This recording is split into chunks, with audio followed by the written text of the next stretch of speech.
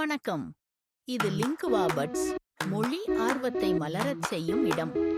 வாங்க சுவாரஸ்யமான முறையில் மொழிகளை கற்போம். இது பழமொழி நேரம். வணக்கம் நண்பர்களே. இன்றைய பழமொழி நேரம் பகுதியில் நாம் பார்க்கப் போகும் பழமொழி முயற்சி உடையான் இகழ்ச்சி அடையான். இதன் விளக்கம்: கடினமாக முயற்சி செய்பவர்கள் இழிவான தன்மையை அடையமாட்டார்கள். தன்னம்பிக்கையுடன் செயலில் ஈடுபடுபவர்களுக்கு வெற்றி நிச்சயம் என்பதை இது உணர்த்துகிறது.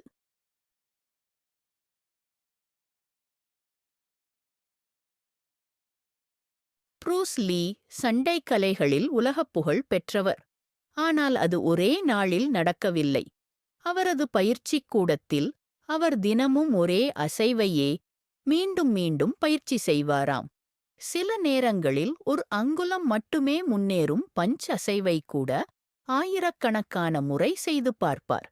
அதை பார்த்த அவரது மாணவர்கள், ஒரே அசைவை கற்றுக்கொள்வதற்கு இத்தனை நேரம் செலவழிக்க வேண்டுமா என்று கேள்வி எழுப்புவார்கள்.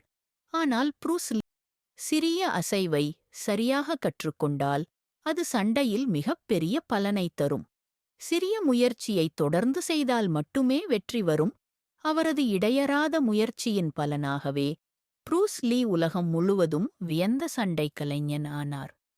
அதனால் நண்பர்களே, நாமும் வாழ்க்கையில் எதைச் செய்தாலும் தொடர்ந்து முயற்சி செய்தால் வெற்றியை அடைய முடியும்.